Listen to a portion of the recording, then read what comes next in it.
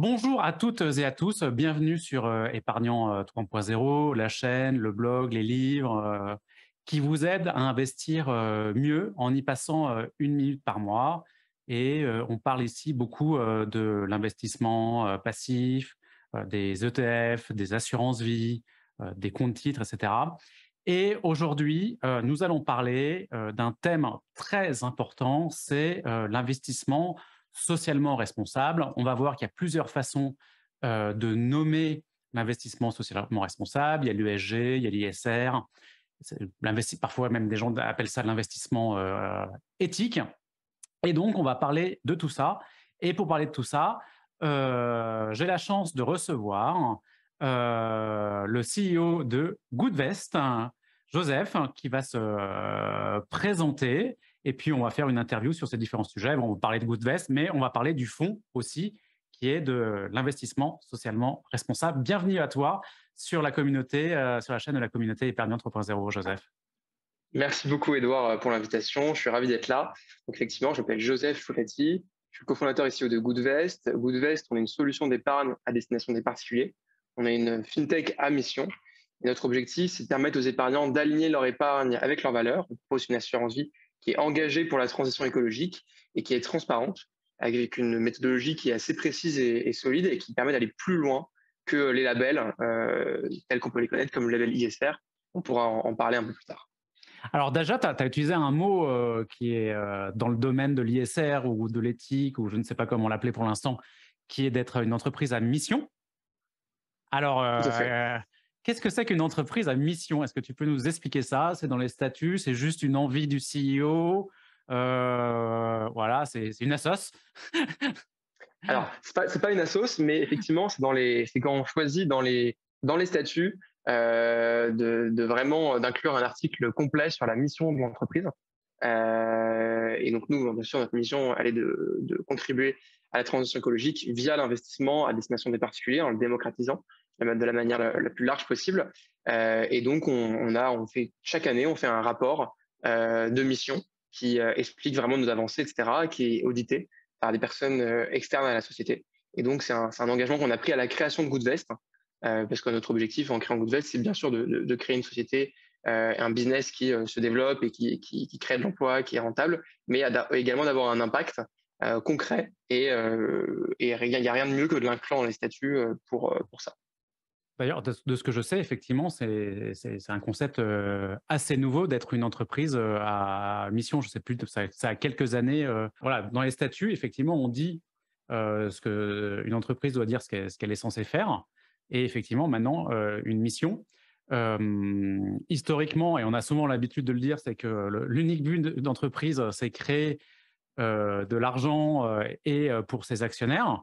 Bon, déjà, moi, à mon sens, c'est partiellement faux, parce qu'on ne peut pas construire une entreprise dans le long terme en s'occupant juste de ses actionnaires, car, comme certains l'ont dit, le plus grand asset d'une entreprise, c'est soit c'est à la fois ses employés, ses clients, tout son capital humain, tout son savoir-faire et ses brevets. Il faut s'occuper nécessairement de tout un écosystème et pas uniquement stationnaire. Et toi, tu vas un petit peu plus loin en écrivant une mission, ce qui me semble assez important, et ça va un peu plus loin que juste une page sur un site web, le fait de l'inclure dans les statuts.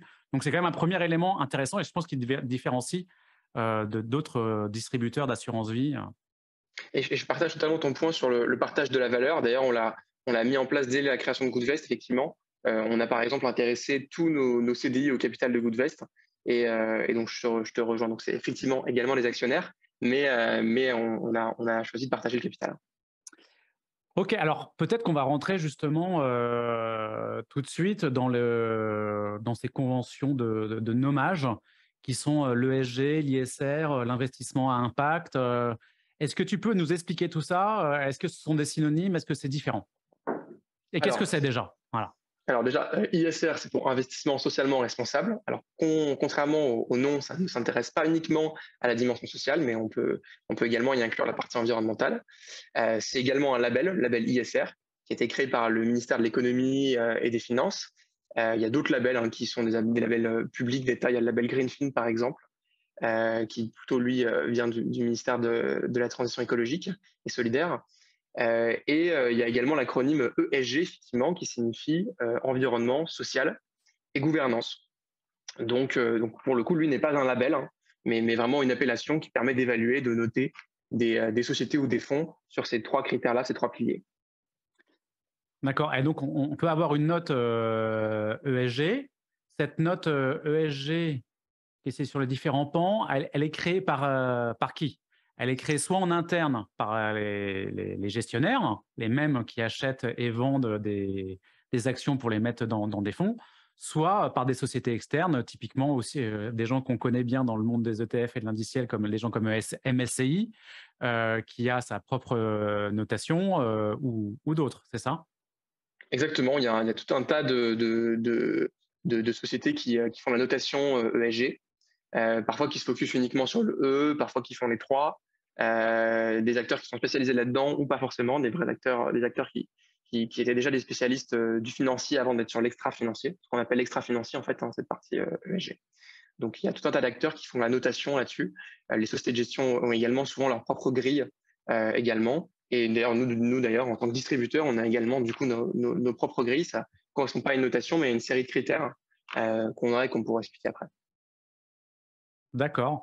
Et donc, il y a plusieurs types d'UAG. Est-ce que tu pourrais nous expliquer ça? Comment est-ce qu'on fait, comment est-ce qu'on a une bonne note et comment est-ce qu'on fait pour être inclus dans un fonds? Parce qu'il y a différents types de sélection.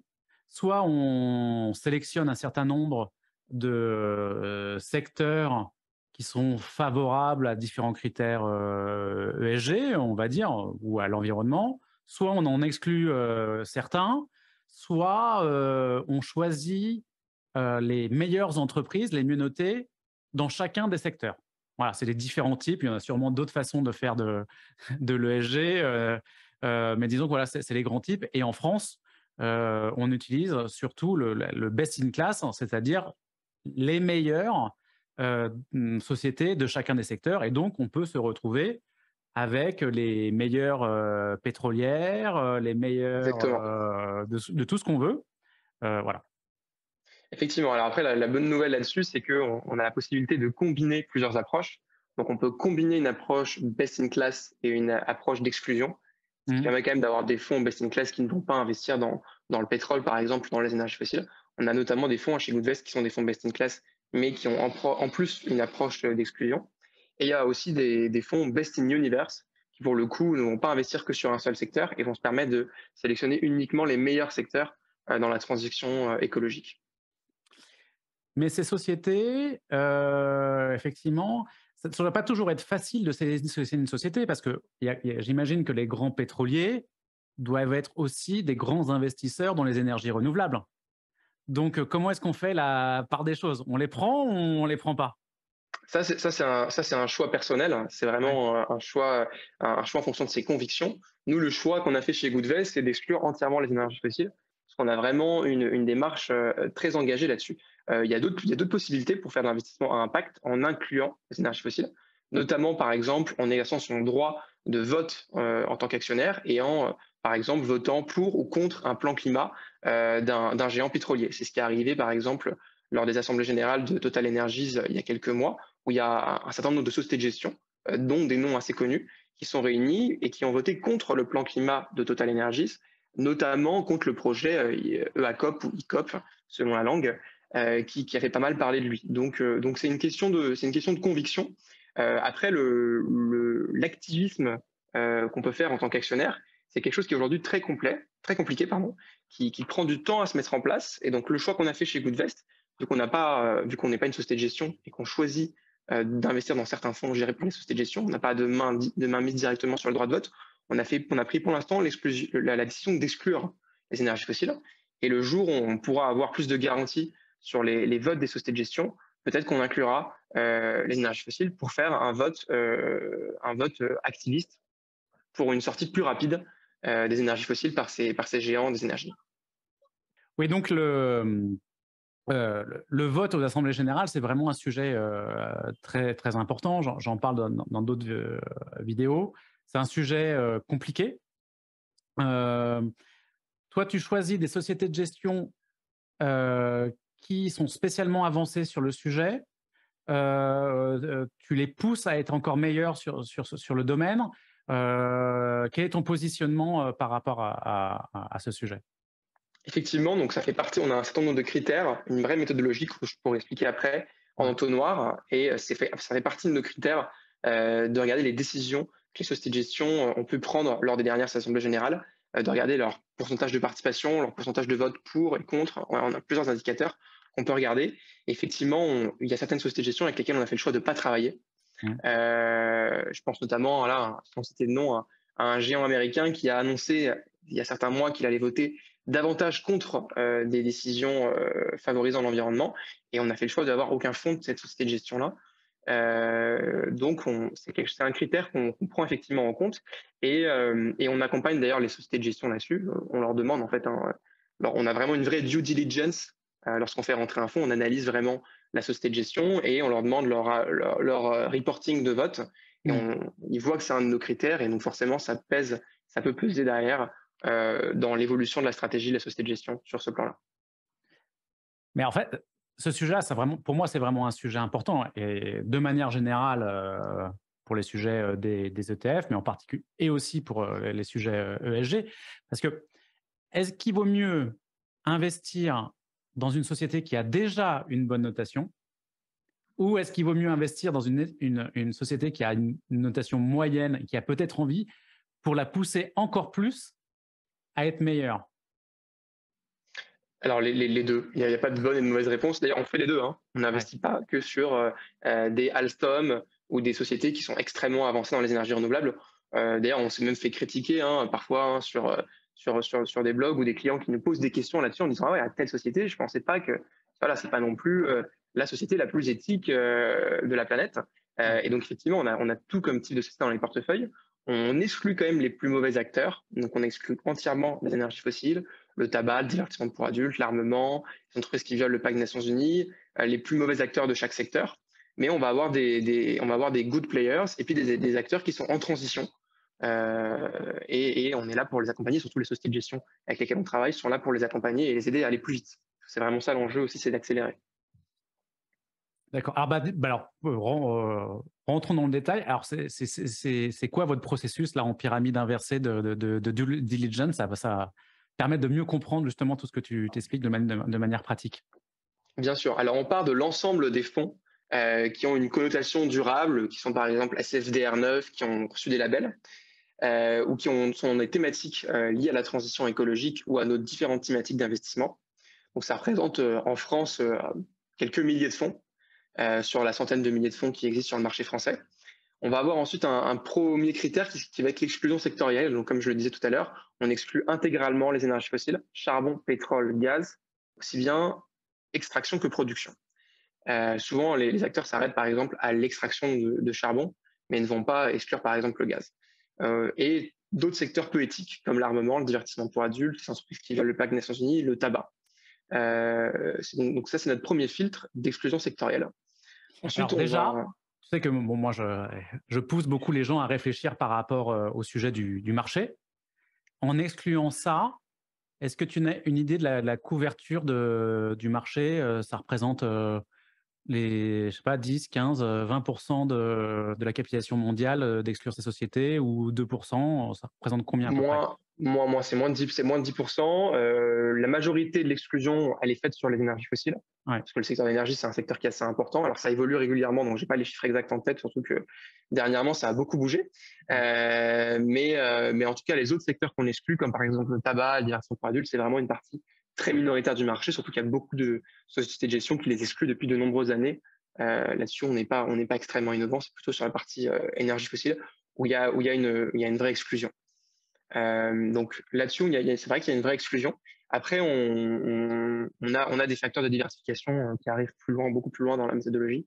Et, euh, et on est très sensible à ce sujet, il n'y a pas de souci là-dessus. Donc ça, c'est le premier filtre. Deuxième filtre, les émissions de CO2. Donc là, on a nous un partenariat avec un acteur français indépendant qui est assez connu, qui s'appelle Carbon 4 Finance, avec lesquels on analyse l'empreinte carbone des entreprises sur les 3 scopes d'émissions de CO2. Qu'est-ce que c'est que les scopes? c'est en fait les émissions directes et les émissions indirectes aussi.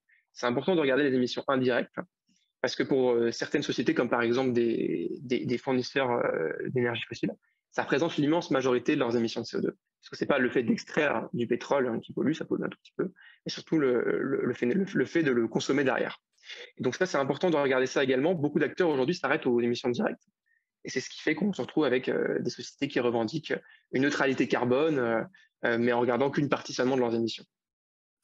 Mais Donc ça, c'est le deuxième ça, filtre. ça s'est fait au niveau de la société cette société d'analyse, et ils arrivent à couvrir la plupart des sociétés dans le monde, parce que ça doit être un boulot titanesque d'arriver à calculer ça dans le monde entier, sachant qu'il y a 50 000 entreprises dans le monde entier, 8 000 dans un gros indice, bon, et puis 1 500 dans un indice comme le MSCI World. Donc ça couvre combien d'entreprises, ces analyses-là, Ça par couvre à exemple? peu près 15 000 titres. Donc pas 15 000? l'intégralité. Oui, quand même, ouais. 15 Ah 000 oui. titres, pas l'intégralité du marché. Effectivement, il y a beaucoup d'estimations là-dedans. Après, Carbon 4, c'est une société qui existe depuis plus de 10 ans, qui compte je crois que c'est environ 200 collaborateurs, qui sont spécialisés, qui ne font que la transition écologique et focus vraiment sur la partie empreinte carbone. Donc voilà, ils arrivent quand même à avoir une idée assez précise. Et aujourd'hui, c'est le seul acteur indépendant qui couvre le troisième scope. Et surtout, ils améliorent en permanence leur notation. Voilà. Donc c'est pas une analyse parfaite, évidemment. C'est des estimations, mais aujourd'hui, on l'a identifié comme l'approche la plus sérieuse du marché sur ce plan-là. Et donc, grâce aux émissions de CO2, on construit des portefeuilles qui sont compatibles avec l'accord de Paris, donc qui ont une trajectoire de réchauffement climatique inférieure à 2 degrés par rapport à l'ère pré-industrielle. Et donc ça, c'est vraiment aussi une de nos principales différences sur le marché, c'est on offre la première assurance vie qui est compatible avec l'accord de Paris. Tu peux nous en dire plus sur ça? Parce que le lien entre l'accord de Paris, comment est-ce que dans un fonds, on peut dire, tiens, un fonds va faire plus 1, plus 2 degrés, etc. Ça marche comment, ça? Alors, si l'intégralité des entreprises dans le monde entier correspondant au secteur en question avaient les mêmes émissions de CO2, on respecterait l'accord de Paris. C'est grosso modo, en simplifiant vraiment et en grossissant le trait, c'est comme ça qu'aujourd'hui on arrive à définir ça. D'accord. On peut le faire aussi pour les États, on peut le faire pour les individus, et parce qu'on sait, voilà, on sait quelle quantité de CO2 émise permet de limiter le réchauffement climatique. Et donc c'est comme ça que c'est fait, bien sûr en secteur par secteur, parce que certains secteurs émettent beaucoup plus que d'autres, et on en a quand même besoin. Par exemple, le secteur du transport va émettre beaucoup plus que le secteur du conseil, mais on ne peut pas s'en passer. D'accord. Donc voilà, ça c'est le deuxième filtre. Et après, on va avoir tout un tas d'autres filtres. On va regarder la politique de vote aux assemblées générales des actionnaires également. Et on va avoir également un dialogue avec la société de gestion, regarder en détail leur stratégie d'investissement. On va faire une veille également sur les scandales qu'il y a pu y avoir sur les sociétés de gestion. On va avoir une analyse qualitative, on va regarder ligne par ligne les composants pour voir s'il y a des sociétés de gestion, des sociétés au sein des fonds qui nous alertent. Et après, on va avoir l'analyse financière également, qui arrive en deuxième. Hein. On a volontairement commencé par l'analyse extra-financière, ce qui peut nous différencier de beaucoup d'acteurs. Et ensuite, on va avoir l'analyse financière, donc qui vont prendre en compte tout un tas de paramètres, la diversification, la tarification. C'est un point à revenir, c'est un point très important pour nous en termes de transparence. Et la performance, la diversification, c'est nos critères ensuite sur le plan financier. Et après, on a un comité d'experts extérieurs à Goodvest qui appartiennent à différentes sociétés de gestion qui vont valider ou non l'entrée d'un fonds dans notre sélection. C'est la première étape. Et après, il y a la construction de portefeuille qui, pour le coup, est personnalisée. Chaque client répond à un certain nombre de questions sur ses objectifs financiers, extra-financiers, sur son projet, son aversion au risque. Et suite à cela, on a un algorithme qui construit le portefeuille en respectant toutes ces contraintes et les contraintes que j'ai citées au début. Ok. Alors justement, alors on parle des fonds. Tu as des fonds passifs, des ETF, des fonds actifs, un mix de tout ça. Et c'est quoi ton bassin de fonds finalement comme tu as dit, il y a des milliers de fonds et tu arrives à une sélection de combien de fonds à peu près? Alors aujourd'hui, dans nos allocations, on a une vingtaine de fonds. Ça, c'est dans nos allocations. Dans la sélection, donc qui ont passé tous nos critères, on en a plus d'une cinquantaine, mais ils ne sont pas tous dans nos allocations. On a effectivement des ETF et on a aussi des fonds en gestion, des fonds en gestion active. Donc les ETF, on a un point qui est très important pour nous, c'est qu'on propose uniquement des ETF en réplication physique et pas en réplication synthétique. Donc je vais expliquer la différence entre les deux. Les ETF en réplication physique vont acheter une à une les lignes de l'indice de référence. Et donc, ils ont exactement la même allocation et possèdent effectivement les parts et donc ce qui permet de voter aux assemblées générales comme un fonds actif. Et les ETF en réplication synthétique vont uniquement chercher à répliquer la performance, mais ils peuvent se permettre d'avoir un panier de titres différents. Et donc, ce qui peut amener au fait qu'on ait un indice qui exclut, par exemple, les énergies fossiles, et qu'on se retrouve avec un ETF en réplication synthétique qui réplique cet indice-là, mais qui, dans son panier de valeur, a des énergies fossiles. Et du coup, ne vote pas non plus aux assemblées générales. Et donc, les ETF en réplication synthétique ont un intérêt, notamment pour, par exemple, le PEA, mais quand on veut vraiment s'engager sur le plan environnemental ou social, il présente une limite qui quand même est assez importante. Et donc, on a choisi de travailler uniquement avec des ETF en réplication physique, mais de toute façon, ce qui représente la majorité du marché quand même. Et on ne s'arrête pas aux ETF, effectivement, pour plusieurs raisons. Aujourd'hui, les ETF sont assez avancés sur le plan climat, mais sur d'autres thématiques, comme par exemple la solidarité, on en retrouve assez peu. Et donc, on travaille effectivement également avec des fonds en gestion active, notamment avec des fonds 90-10, qui vont investir une partie du non-côté. Les fonds 90-10, ils vont investir 90% du côté, et les 10% restants, entre 5 et 10% restants, sur du non-côté, ce qui va permettre d'investir vraiment des petites entreprises et de toucher différents types d'actifs et d'avoir un impact encore plus concret, parce que c'est du financement, pour le coup, encore plus direct. Par exemple, chez Goodvest, si on ouvre un compte et qu'on sélectionne le thème création d'emplois, on va investir en partie dans les cafés joyeux ou dans des crèches éthiques, etc. Donc de la création d'emplois en France, dans des PME françaises qui font partie de l'économie solidaire. Voilà, c'est un autre choix qu'on a fait.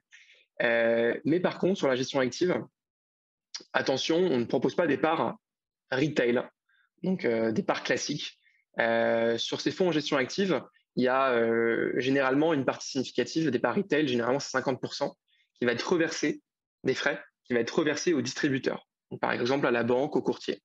On a fait le choix chez Goodvest pour limiter les frais, de ne pas être rémunéré deux fois, comme ça peut être le cas dans la majorité des cas. On ne propose que des parts institutionnelles ou des parts clean shares, en part nette de rétrocession, ce qui permet d'avoir du coup ces fonds. C'est exactement les mêmes fonds que des parts retail, c'est la même composition, sauf qu'ils vont être deux fois moins chers parce qu'on renonce à cette double rémunération qu'on trouve assez opaque et qui peut être contraire aux intérêts du client parce qu'en fait, on pourrait choisir de proposer uniquement des fonds plus chers pour avoir une rémunération plus élevée. Chez Goodvest, la rémunération du coup via le fonds ne compte pas car on n'en touche pas, ce qui nous permet d'être entièrement aligné avec les intérêts de nos clients. Et donc, par exemple, sur les fonds actifs, tu arrives à des frais moyens de combien à peu près? Alors, sur les fonds obligataires, selon la duration, etc., on est entre du 0,15 et du 0,3%, ce qui est légèrement plus élevé que les ETF, mais assez, pas énormément en fait. Et sur la gestion et sur la partie action, on ne dépasse pas les 1%, sachant que les ETF de base sur la partie ISR sont un peu plus chers que les ETF classiques. Donc, grosso modo, on est à peine plus cher que sur des ETF. Et en fait, au sein de notre algorithme, on prend en compte le calcul des frais. Et donc, nos frais de portefeuille ne dépassent jamais les 0,4%. Ils sont entre 0,2 et 0,4% selon le profil, qui est plutôt obligataire ou donc plutôt défensif ou plutôt dynamique et donc plutôt orienté vers les actions. Et alors, tu as introduit un concept, c'est que ce concept de l'ISR, de l'ESG, on l'appelle comme on veut, ça marche aussi sur les obligations. Voilà, on a beaucoup parlé des entreprises, mais ça marche aussi sur les obligations. On a parlé historiquement des obligations vertes qui sont sorties il y a quelques années. Est-ce que tu peux nous expliquer dans le domaine de l'ISR, qu'est-ce qu'une c'est une obligation, vous choisissez des obligations d'entreprise ESG ou des obligations qui ont un impact environnemental, social, etc. Comment est-ce que vous faites? Effectivement, d'entreprise ou même d'État, hein. C'est aussi Oui, possible, pardon, oui, c'est un excuse-moi, peu plus l'État aussi. récent, Ouais. mais on peut aussi le faire sur des gouvernements. Et donc, effectivement, là, on va choisir d'investir dans une obligation, dans un projet ou plusieurs projets qui vont être financés dans un objectif vraiment de transition écologique d'une entreprise ou d'un État. Et donc, on peut aller, par exemple, au sein de nos obligations, on va avoir des obligations vertes Grand Paris, donc qui vont contribuer au développement du Grand Paris, de la construction de nouveaux métros. Ça peut être un exemple d'obligation qu'on va avoir au sein de nos portefeuilles. Et donc, on peut avoir un impact également sur le financement de projets, en fait. D'accord, bah, c'est intéressant. Alors, on revient aux entreprises, si tu veux. On va prendre deux cas, justement, où on peut avoir des avis différents sur le sujet. Euh, Comment est-ce que vous gérez le nucléaire? Comment est-ce qu'on gère le nucléaire?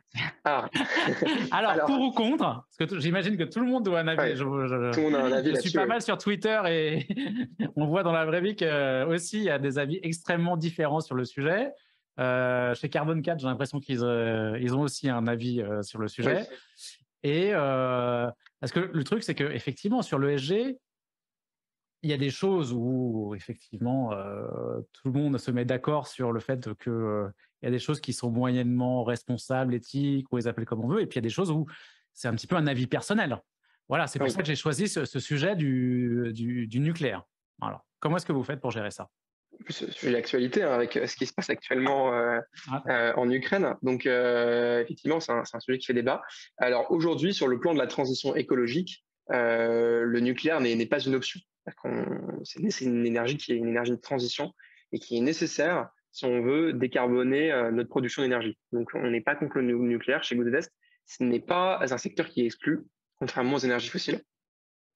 Et on en a dans nos portefeuilles. Alors, on en a extrêmement peu, parce qu'en fait, la majorité des sociétés de gestion qui sont engagées sur la partie de transition écologique vont souvent exclure le nucléaire.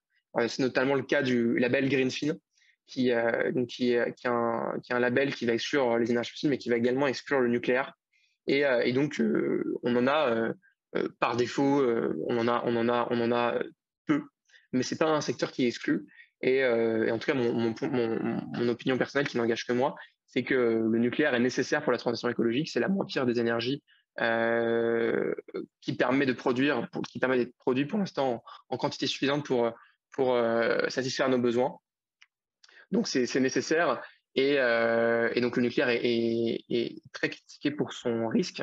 Mais en fait, si on regarde d'autres énergies, comme par exemple les centrales à charbon, il y a eu aussi énormément de décès liés à ces centrales. Leur extraction n'est pas non plus sans risque, ça a beaucoup d'impact sur l'environnement. Donc en fait, toutes les énergies ont leur revers, hein. L'éolien peut aussi être beaucoup critiqué pour la nuisance sonore et visuelle qu'il peut avoir. Donc voilà, il n'y a pas de miracle, il n'y a pas d'énergie miracle, mais le nucléaire est une énergie de transition, et donc on ne l'exclut pas chez Goodvest. d'accord. Merci. Alors, deuxième question, je dirais pas piège, hein, mais bon. Donc, je pense que tu connais très bien le sujet du scandale Orpea, voilà, Oui, où effectivement, c'est une société qui gère des maisons de retraite où, je ne sais pas si ça a été avéré, je ne connais pas suffisamment le dossier, il y a ou il y aurait eu des maltraitances, clairement, oui. qui a eu quand même dans des très bonnes notes ESG chez certains fournisseurs. Et le principe de l'ESG, c'est quand même de réduire les risques de réputation, les risques liés justement à l'environnement, le social, etc. Et là, ça a quand même probablement failli. Alors déjà, disons-le, c'est un exemple, c'est pas une statistique, et c'est pas parce que je ne sors pas le truc du chapeau en disant on va pas mettre tout le l'ESG à la poubelle parce que une fois ça n'aurait pas marché. C'est pas du tout ce que j'essaye de dire, hein. Plusieurs, hein, même plusieurs fois, ça Voilà. n'a pas marché. Hein, mais... évidemment. Mais je pense que tu as quand même un avis, au-delà de cet exemple très particulier, excuse-moi, sur, sur justement la gestion des risques en ESG et sur ce scandale de manière générale. Bien sûr. Alors effectivement, donc Orpea était plutôt bien noté avant que le scandale éclate. Les notations ont été légèrement dégradées après, mais pas énormément non plus. Mmh, ouais. Donc ouais, on peut critiquer les organismes de notation, mais c'est aussi parce que Orpea a eu un scandale qui est sur le S, éventuellement sur le G depuis, mais pas du tout sur le E. Et donc en fait, le problème de ces notations entre guillemets, c'est qu'en fait une très bonne note sur le E peut compenser une notation moyenne sur le S ou sur le G. Et c'est le cas d'Orpea, par exemple, hein, parce que Orpea est une société qui est jugée compatible avec l'accord de Paris sur le plan environnemental, donc sûrement des normes environnementales assez élevées. Et donc, ce qui explique que peut-être ça a pu compenser des notations moyennes sur le plan social, qui étaient d'ailleurs peut-être surévaluées. Il y a un risque de réputation. Il y a peut-être des signaux faibles qui n'ont pas été bien pris en compte par les organismes de notation. Notamment, il y avait déjà des alertes dans les médias, pas autant que le scandale qui éclatait, mais il y avait déjà des signaux faibles et ça n'a peut-être pas été bien pris en compte. Donc les notations ont des limites, effectivement. Tout l'enjeu, de toute façon, je pense que c'est un enjeu de communication. Euh, si je parle de la partie investissement, des sociétés de gestion et des distributeurs. Le vrai problème, c'est si le critère social est un critère pour l'investisseur et qu'il se retrouve investi sur du RPA et qu'on a vendu le fonds comme un fonds de bien-être pour les personnes âgées, par exemple. Là, ça devient un problème. Sinon, c'est pas un problème. De la même manière que c'est pas un problème d'investir dans du Total Energies si on n'a aucune sensibilité environnementale et que l'environnement n'est pas un critère pour nous. Donc, l'enjeu, c'est que la communication qui est faite auprès de l'investisseur soit claire et transparente. Et c'est peut-être ça qui a le plus choqué. Mais effectivement, la notation ESG, toute cette partie-là, c'est quelque chose qui est nouveau en finance, même si on en parle depuis longtemps.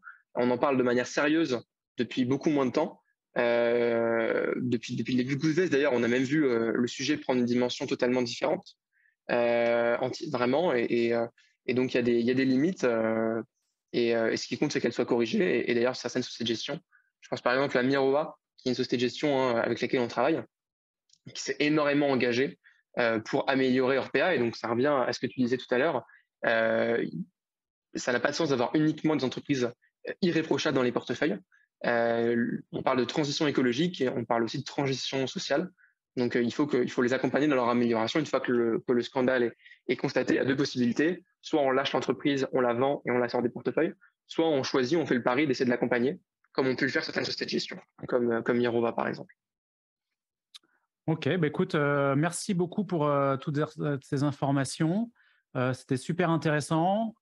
Écoute, ça donne pas mal de tips, de conseils pour les gens qui voudraient construire des portefeuilles ISR par eux-mêmes, que ce soit en direct ou avec des fonds, etc., en fonction de leurs convictions.